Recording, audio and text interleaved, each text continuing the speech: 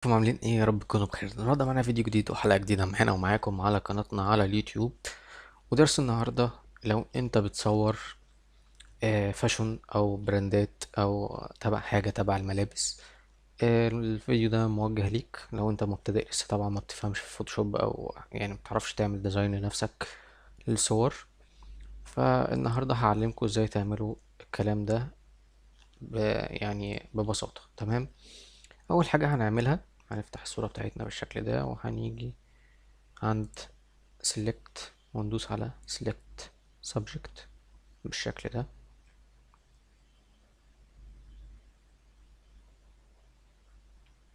هنستنى ان هي تحمل معانا. طبعا تحديد الفوتوشوب كلنا عارفين ان هو ما بيبقاش يعني دقيق 100%. فاحنا هنكمل، هناخده الجزء ده معانا كده بالشكل ده.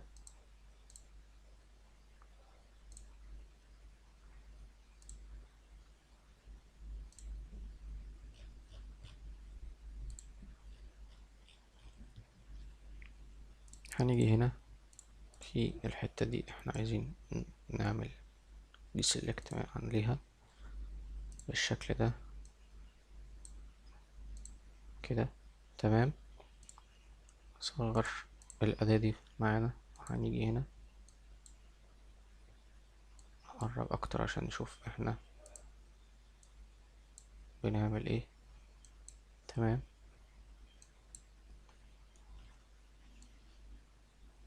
هنرجع للصورة بتاعتنا بالشكل ده وهندوس على الكيبورد على كنترول جي. هيفصل معانا الشخص عن الباك جراوند بالشكل ده. لو حبينا نقفل الخلفية هتبقى معانا الصورة بالشكل ده. تمام. هيبقى معانا الشخص بس اللي في الصورة. تمام.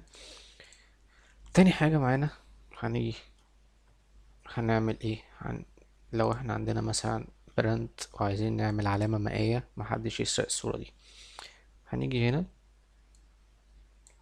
تحت اللاير بتاع الشخص. طبعا احنا عزلنا الشخص عن الخلفية عشان نعمل كده. تمام.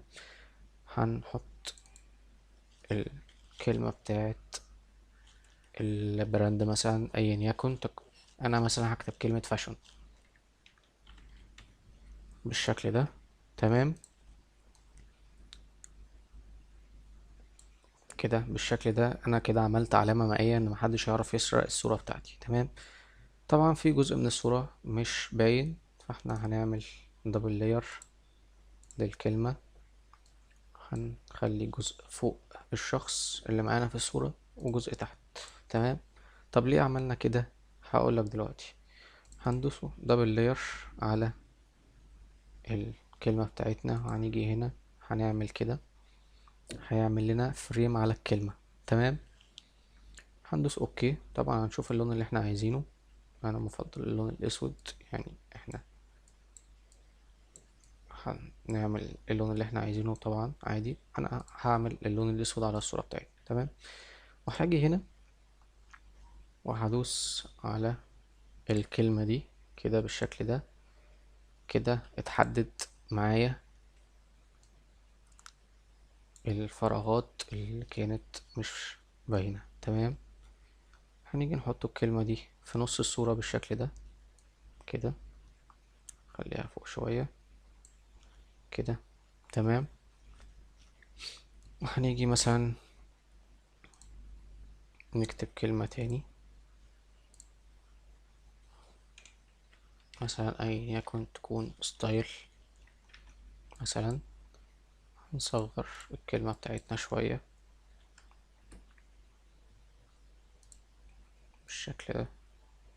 هنيجي نحطها تحت الكلمة دي هنا كده. كده بقى يعني باين ان احنا عاملين ايه، كلمة ورا الشخص. تمام. فاحنا هنعمل نفس اللي احنا عملناه في الكلمة التانية بالشكل ده. وهيبقى معانا شكل الصورة بقى احسن طبعا بالشكل ده. تمام. هنحدد كلمتين بالشكل ده عشان نحركهم مع بعض. هنعمل كده. تمام. تمام لحد هنا. كده احنا خلصنا الكلمة العلامة المائية بتاعة البراند اللي احنا شغالين عليه بالشكل ده عشان محدش يسرق الصورة بتاعتنا ولا يعرف ياخد الصورة. تمام. هنيجي هنعمل لاير جديد فاضي تحت الشخص بتاعنا بالشكل ده، وهنختار شكل الدايرة وهنقفل دي كده. هنيجي هنا نختار اللون الأبيض وهنعمل كده بالشكل ده دايرة. تمام. طبعا لو عايزين تعرفوا ده احنا هنعمله باك لايت، لو عايزين تعرفوا الشرح كامل احنا عاملينه في الدرس اللي قبل ده، بس هنا سريعا كده هنعمل بلور، هندوس على سمارت اوبجكت وهنعمل كده بالشكل ده. هيبقى معانا باك لايت في الصورة بالشكل ده. هنيجي هنا هنعمله سوفت لايت. تمام بالشكل ده، وهيبقى كده الشكل النهائي. تمام. نكبر الكلام معانا شوية كده بالشكل ده. تمام. كده احنا يبقى يعتبر خلصنا نص الصورة ب... يعني بأقل حاجة احنا عملناها. احنا ما عملناش حاجة لسه يعتبر، بس احنا كده خلصنا نص الصورة. طبعا اي مصنع او اي براند بيبقى ليه كود الملابس بتاعته عشان لما تيجي تطلب. فاحنا هنكتب كلمة كود، هنصغر طبعا كلمة شوية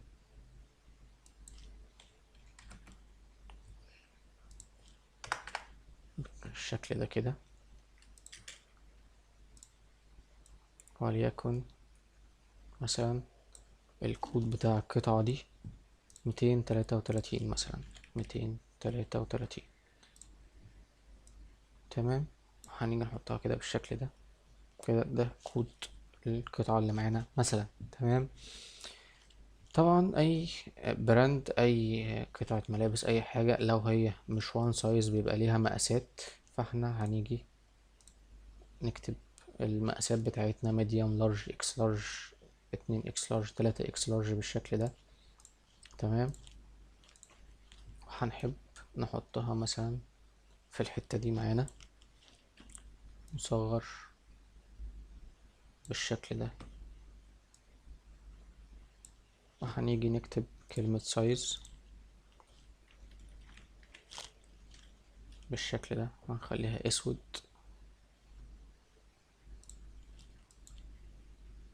كده عشان تبقى لايقة معانا. تمام. مع الكلام اللي احنا كاتبينه تحت. تمام. وهنيجي نحطها هنا فوقيهم. لو عايزين مثلا نعمل كده عشان يبقى شكل جمالي شوية، يعني عشان هنا ابيض في اسود نخلي السايز ابيض في اسود. ممكن نخليها هنا دي اسود، نخلي هنا الكلمة لونها ابيض بالشكل ده مثلا. تمام.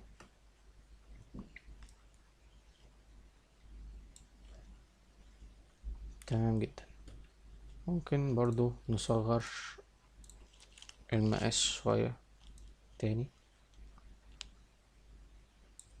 كده كويس جدا معانا. تمام. كده احنا عملنا كود، عملنا العلامة المائية بتاعة المصنع او البراند، اللوجو اي حاجة معانا بالشكل ده. في لوجو تاني او اي حاجة مثلا ممكن نعملها نحطها هنا بالشكل ده مثلا، يعني عشان وليكن مثلا اسم المصنع هوم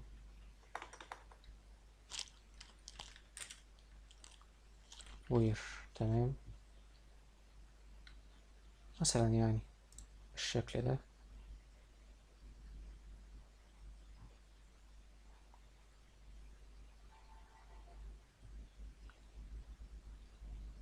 هنفترض يعني ان هو اكيد يعني اي مصنع بيبقى عنده لوجو جاهز. تمام، فاحنا هنفترض ان احنا هنعمله لوجو مثلا دلوقتي، او يعني اي حاجة هتناسب معانا بالشكل ده مثلا، او انا بدور على فونت كويس يكون لايق مع الكلمة. تمام، ده كويس ممكن. تمام، كده 150 بالشكل ده.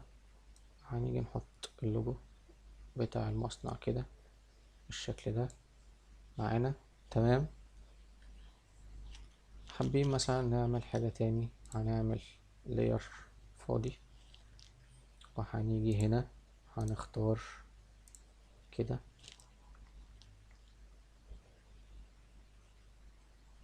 هنعمل كده بالشكل ده معانا.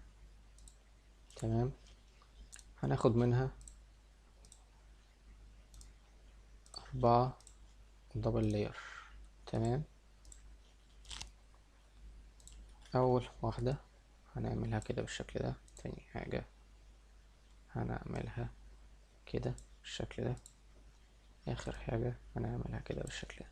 هنيجي عند آخر واحدة هنعمل كده، وهندوس 90 درجة بالشكل ده، وهنيجي نعمل كده بحيث ان هما يبقوا قطعة واحدة. وهنعمل، طبعا احنا لو مش عارفين احنا عملنا انهي واحدة فاحنا هنقفل ونشوف احنا عايزين ايه. تمام، احنا عندنا دي ودي اللي فاضلين، فاحنا هنحطهم مع بعض. وهنيجي نعمل كده، ونعمل نفس الكلام درجة 90، وهنعمل كده. تمام، هنيجي ناخد دول مع بعض كده، وهنعمل فريم للصورة بالشكل ده معانا كده. هناخد الاتنين التانيين هنعمل كده، بس المفروض ان احنا كنا نزلنا دي تحت كده، تانية فوقيها، فاحنا هنشوف انهي واحدة اللي تحت وهنعكسها، هنخليها كده بالشكل ده. تمام، هنعمل دمج لكل ده مع بعض كده بالشكل ده. وهنيجي عند كلمة هوموير نخليها تحتها بالشكل ده. ممكن نقفل وسط شوية نخليها 85 بالشكل ده. وبكده يكون درس النهاردة خلاص، واشوفكم في الفيديو الجاي. وياريت ما تنسوش تعملوا لايك وسبسكرايب في القناة عشان يوصلكم كل جديد. سلام.